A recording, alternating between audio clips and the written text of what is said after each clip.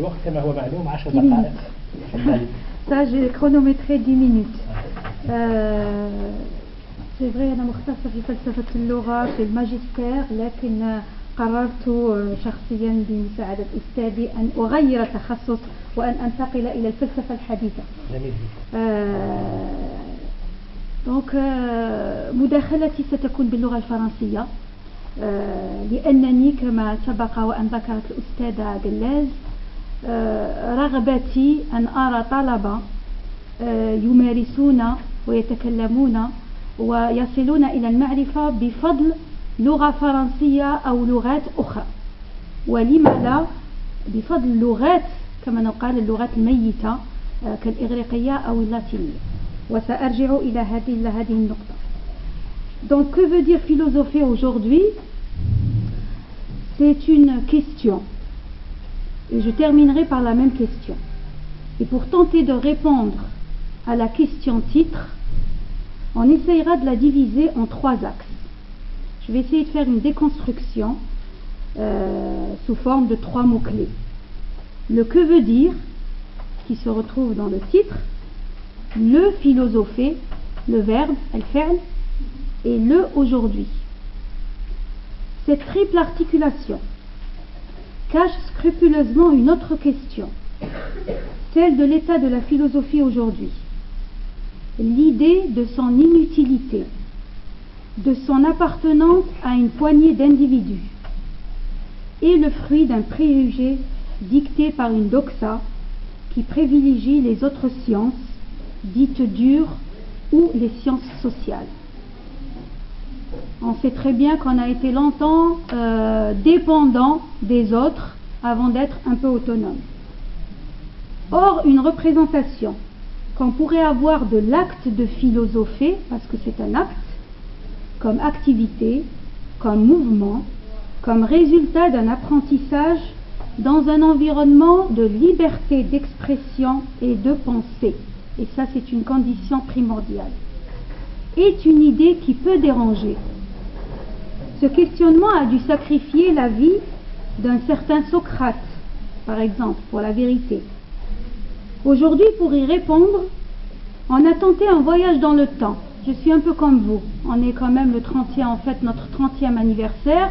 Donc, il est obligé, il est de notre devoir de revenir un peu en arrière, de faire un voyage dans le temps, dans la mémoire, dans notre propre mémoire personnelle, en puisant dans une réalité, parce qu'on ne peut pas se détacher de la réalité.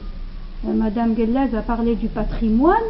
C'est vrai, il y a un patrimoine réel, passé, présent et futur. Dans un quotidien, passé et présent, ce parcours dans le temps est nourri d'un double regard. Et ce double regard, il m'appartient, il va être subjectif. Le premier est intérieur. Il reste relatif à notre rattachement au département de philosophie en tant qu'étudiante d'une 7e promotion. J'ai essayé de faire le calcul et j'ai retrouvé que j'étais à la 7e promotion en licence, ensuite en magistère et aujourd'hui en doctorat, entre 1989 et 2013. Ça ne rajeunit pas, hein? Le regard de l'étudiante exprime un parcours de l'intérieur avec ses fiertés et ses déceptions, parce que Dieu sait combien je me suis bagarrée, ses attentes et ses quêtes. Durant l'année de notre inscription en philosophie, c'est-à-dire en 89, la question du qu'est-ce que le philosopher se posait déjà. Les cours de la terminale n'ayant pas répondu à ce genre de questions, et là je salue Madame Guellaz qui a évoqué cette question ce matin.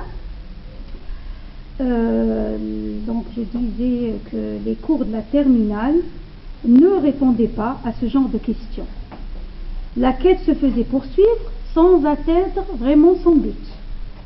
Des différentes définitions de la philosophie n'atteignaient pas les réponses voulues. Bien au contraire, elles compliquaient encore les choses. Si ces questionnements paraissaient banals pour certains, en revanche, ils devenaient un souci pour nous, car ils remettaient en question notre inscription même dans cette filière.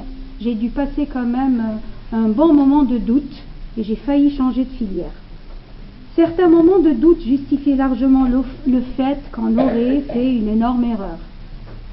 Paradoxalement, comme quoi l'éloignement fait du bien, c'est en quittant le département et en s'adonnant de manière libre et choisie à la lecture et à l'écriture qu'on s'aperçoit que les choses changent. Parce que quand on est dans un département, dans un état de cours, et Dars al-Falsafi, on est obligé d'accomplir un certain nombre de gestes. Il faut faire les examens, il faut faire les exposés. Du coup, le plaisir de lire et d'écrire n'y est pas du tout. Qu'on s'aperçoit que les choses changent, le plaisir donc de la lecture et de l'écriture permet, c'est là qu'on a constaté qu'il permet l'acquisition d'un savoir, encore faut-il posséder les moyens. Dans les années 90, évidemment, je suis passée comme tout le monde par la décennie noire, le livre était rare. Et c'était la décennie noire, physique et intellectuelle. Mais c'est ce manque, paradoxalement, c'est ce manque, cette frustration d'avoir besoin d'aller à l'étranger pour acheter des livres qui motivait le plus. Cela amène à mon deuxième regard, qui est relatif à mon statut de bibliothécaire, à partir de 1993, quand j'ai eu ma licence au sein du département. Ce regard est un peu plus extérieur, il y a de la distance. Un regard recevant les étudiants du même département, bien sûr d'autres également, un peu différent de ceux d'hier, puisqu'aujourd'hui on observe le passage du système classique au système LMD. Ça aussi c'est une grande question. Un regard observant leurs difficultés. Les difficultés ne sont plus les mêmes. Un regard qui essaye de prendre de la distance, comme je l'ai dit, de sortir de cette subjectivité, puisqu'on fait partie de cet intérieur qui est le département, d'éviter évidemment toutes sortes d'identifications. Un regard qui ne prend pas parti, parce qu'on n'a pas le droit de juger, mais qui veut comprendre. Un regard observant l'évolution, mais aussi, malheureusement je vais le dire, et vous m'excusez, une décadence de la recherche en philosophie malgré tout. Une évolution certes, on l'a évoqué ce matin, contrairement aux années 90 à partir de 2003, en matière des quantités de projets de graduation et de post-graduation. Moi, mon temps, c'était la misère totale. D'ouverture de laboratoires en philosophie, de journées d'études, de colloques nationaux et internationaux, des écrits, des revues, etc., etc. Les moyens y sont maintenant. Les bibliothèques universitaires se multiplient. Et les subventions pour acheter les livres ne manquent pas. Ça, j'en m'a donné un chiffre exorbitant, j'ai même pas pu le retenir. Se rajoutent à cela les bibliothèques numériques et les livres et revues en ligne accessibles à tous, ce qui est la mode aujourd'hui. La quantité de moyens a donc créé, ce que nous avons observé, a créé une logique où tout doit s'évaluer en nombre, en points. Cette compétition, cette course après les points, a mis en œuvre une sorte de logique quantitative, négligeant la demande qualitative. Aujourd'hui, pour être recruté, il faut avoir un certain nombre de points. C'est la réalité. Justement, notre deuxième regard vise cette dernière, c'est-à-dire cette demande qualitative, la qualité. Le rapport de l'étudiant de philosophie au texte philosophique, son lien avec la langue d'origine du texte étudié. Souvent, on a des textes en arabe, mais est-ce qu'on a un rapport avec la langue d'origine du texte en arabe, ou en allemand ou autre chose?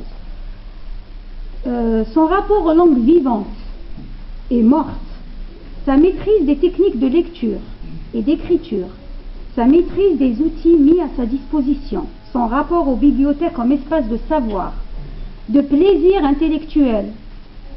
On est un peu obligé d'aller en bibliothèque aujourd'hui, sans obligation quelconque, sans des conditions pour répondre à cette demande qualitative. Cela nous amène au troisième axe temporel de notre question-titre qui est l'aujourd'hui. Le temps présent, l'actuel, pour reposer encore une fois la question: que veut dire philosopher aujourd'hui, 30 ans après? Au milieu de cette énorme quantité de moyens d'accès au savoir, laboratoire, revue, bibliothèque, documentation en ligne, etc. Est-ce que l'acte de philosopher serait à sa vraie place aujourd'hui? Cet acte a-t-il besoin de toute cette multitude d'outils, sans l'acte de penser, de raisonner dans une logique d'érudition? Érudit, c'est la personne qui est constamment dans une bibliothèque, presque comme les prêtres, comme les... Voilà.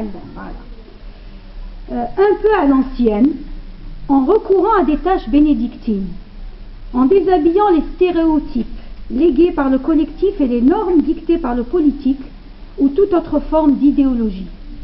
Philosopher aujourd'hui aurait besoin d'être armé par une liberté de pensée à la Socrate ou à la Spinoza, d'un courage de déconstruire les normes conventionnelles, et je passe à la fin, Jumla akhira, pour dire aujourd'hui que l'acte de philosopher aujourd'hui, c'est aller à la conquête de nouveaux langages.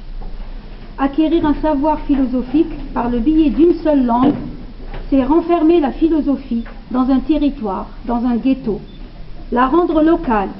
Or, la philosophie n'a pas de pays. Elle ne connaît pas de nationalité.